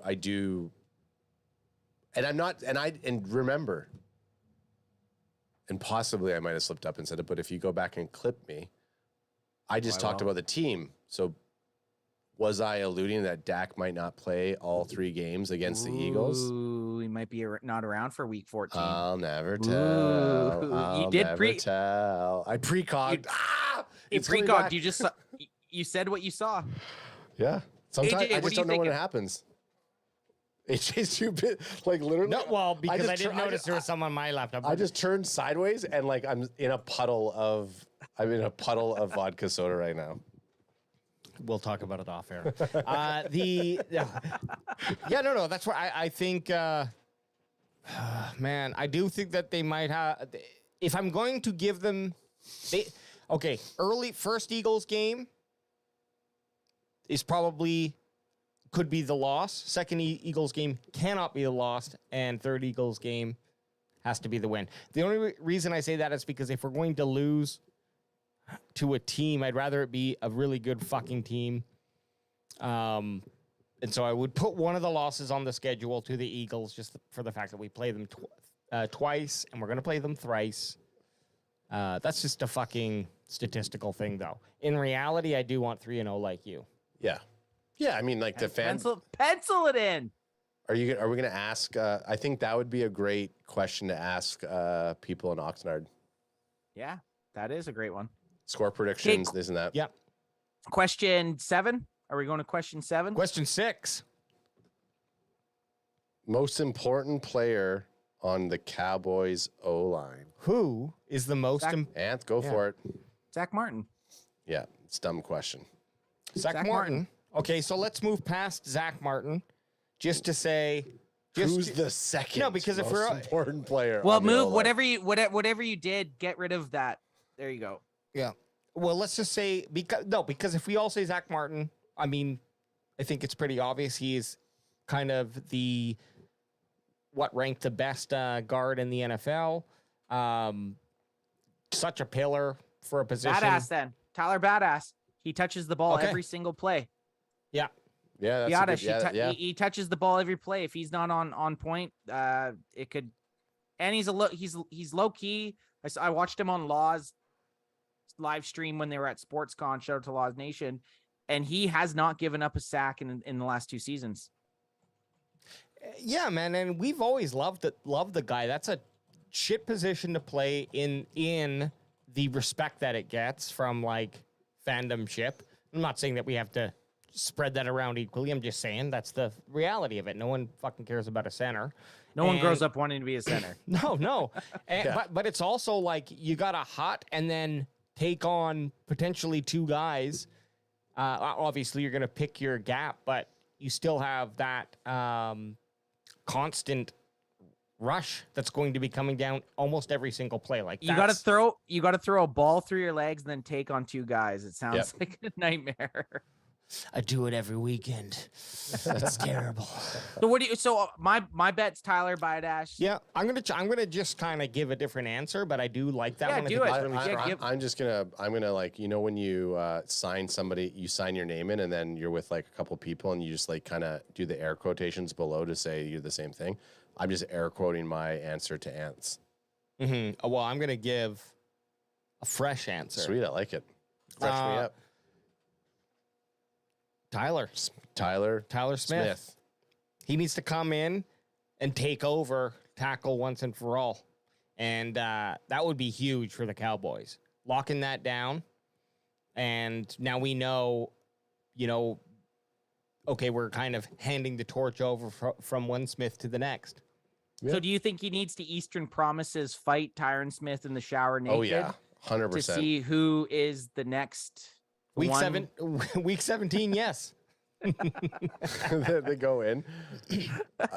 Naked shower fight. It's great. You and EJ Savage are in agreement. EJ Savage says, I'd say Tyler Smith because he's versatile and needs the reps. Got to keep developing. Most important player on the Cowboys O line is Tyler Smith. But yeah, because he could regress from last year. And there's been players that regress from year one. Tyler Smith had a great year one, but if he regresses, that's going to be a big issue. So yeah, he could be very important to the O line. And he's probably not starting in left tackle, right? They're saying he's not, but he fucking should. He should. I know, but we'll see how training camp and the preseason shake up, but he should. Oh wow, who will be the Cowboys' Week 1 kicker? Guess what? EJ Savage is my guess. Don't care. I would say this is something I don't know enough about to even really give an answer, but we will get to see it at training camp. This is one I'd like to come back to because I don't really. I'm going to say the USFL guy that they signed because I'm just not satisfied with anyone else that was on the current roster, or I'm going to say there was a couple guys we were looking at in free agency. Yeah, I don't know. I can't answer Crosby. This question. Crosby is just my guy I'm throwing Max out Crosby? There. No, Crosby from San Fran. Mason Crosby. I think that wasn't he from Green Bay? Mason Crosby from Green Bay. Yeah, but he did go. Oh, Robbie Gould. Sorry, my bad. Yes, Robbie Gould. Robbie Gould is who I think would make that and come help us win against San Fran. To what I'm saying, I don't know enough about it to make a pick. I'll say this. I don't think our kicker week 1 is on the roster right now. Agreed. EJ Savage says, I think it's going to be the USFL kid, mostly because his mom liked my tweet I posted about him. Did she slide into your DMs? Hey, are you Trevor Lawrencing us? She goes, hey, that's Zach. Not it's Trevor Lawrence. Zach Wilson. Who's the?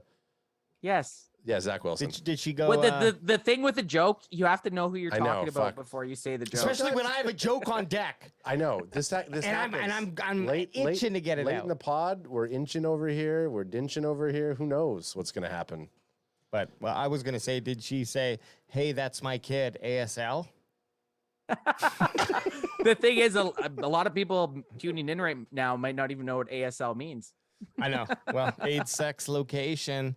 Used to be what we did in the old MIRC days. I thought you were talking about like some sort of like ADSL, like internet connection speed. Like you could go from like a cable modem, ADSL modem. Obviously, his mom would know what ASL means. She would. She's actually. Hey, how Tony Pollard has running back success? Bad way to ask the question. Success. RB1. Yeah. How will Tony Pollard have RB1 success? I mean, he just needs to do what he did with more carries. The way that he plays football is great. No, like even last year, I started off the season saying, "Oh, I just don't think Tony Pollard has those tough yards in him, and he kind of needs to get open." But he's very good at it. Good at that. But he did show last year too. Okay, he can lay the shoulder down, and he's not afraid to bang. You know. Yeah. As far as some of the most exciting plays that we've seen since we started the podcast, live streaming games and all hanging out while we watch Cowboys football, some of the most jacked up moments have been Tony Pollard carries because they're always these big, exciting runs. So falling into what AJ said, he just has to keep doing what he's doing just on a bigger basis. He can't shy away from these carries. He just has to become that true RB1. And I believe in him. I think Tony Pollard is going to be an absolute monster this year. I thought that he was that guy since they drafted him. He had a very good preseason his very first year when the Cowboys took him in the 4th round out of Memphis. And since then, people have been vying for him to get the ball more. This is his chance now to actually get the ball and do something with it. And I think he'll do it. Yeah. I mean, I think, well, okay, I guess we're just skipping my answer. Fuck Adam. Adam gets the quotations. Move along. Sure. Quote it up. I think that Tony Pollard's success relies heavily on whoever's calling the plays for TP20. and not because I think like Ants was saying he has those breakout moments. Give him the ball, he's gonna have those explosive plays where it's like some of the longest runs we saw on the Cowboys, but his success is going to be contingent on whoever's calling the plays for him. So there is that variable. Give him those opportunities, give him those winning moments, put the ball in his hands when it's needed, and I think he'll actually step up to the challenge and succeed. Hey, did Rolando Rodriguez do a new tag? He's been switching it out. Okay, I like that. I like that new tag. I don't know. It jumps to number 9 here, so see what's up. But who wins start? Didn't we do this one? Yeah, we did that this one. Okay. So I guess they didn't do 8. What the hell? 8's not here. Oh wait, there it is. 8's right there. They fucked it up somehow. Yeah. Anyways, No, We did it. We did I it. see. we did. Yeah, we did it. So that was we've it. done it. We did Cowboys, Eagles, O-line. Yeah, we did it all. We did it all 4, baby. because we answered the tight end question last week. So Go ahead and check that out. Next Wednesday, I think they will have 1 through 4 done, and we'll Spicy. answer We'll all the hit it up. questions. Quickly before we sign off, EJ Savage brought this up and we didn't mention it, but apparently if we lose week 1, Sam Williams has to wear a Giants hat all week. Oh yeah. Yes, you saw too. that was I- with I- Sneaky Pete. I said that's our boy Sneaky G, and then I even commented on the thing at Sneaky Pete. I just wanted to bring it up. Yeah. The bet. How cool was that Sneaky G man? Yeah, it was funny. I mouthed him off in a podcast, and then I was like, that's the guy when we were at the draft, and I went up and pretended to put him in a headlock. He's in our pre-roll. If you watch the pre-roll, we're hanging out with him. But he lives in Dallas, but he's a Giants fan. Super weird, yeah. So at I don't think that happens. I don't think that happens very often. Yeah, and at the Expo this weekend, made a bet with Sam Williams where if whoever loses has to wear, I think Sneaky G-Man has to wear a Cowboys hat if the Cowboys when the Cowboys win. So we'll have to find out what the deal is with Chris. Get him on. We'll get Sneaky G-Man on here for the episode leading up to week 1 to hear his comments on the Cowboys game. Definitely. So I can never hear any the music going out, but I seen AJ pointing up over there, so I'm gonna call us out because I'm assuming that's what we're doing. Bandwagon boys over there, man. These Tuesday night main events are always fun. Again, when we don't do the Sunday service, I feel like I haven't seen you guys in ages. It was good to get together, to shoot the shit, talk to Cowboys fans, talk about the upcoming season, talk about training camp. We will be back. Are we doing it this Sunday, boys? Well, no, we're not. Jokes on you. He's not even running the music yet. I am. I'm joking. Oh, okay. Yo, thanks. I was trying to. No, not Sunday. I was making sure you could hear. Tuesday. We're gonna Next be Tuesday, Tuesday. so we're live next Tuesday again. Okay, so we won't be around Sunday service. We'll be back Tuesday for the Bandwagon boys over in the WAC and me up here in the mountains. We're signing off. Thanks for stopping by. We'll see you next Tuesday. You're an Oxnard. You're an Oxnard. Oh yeah, I'm in Oxnard.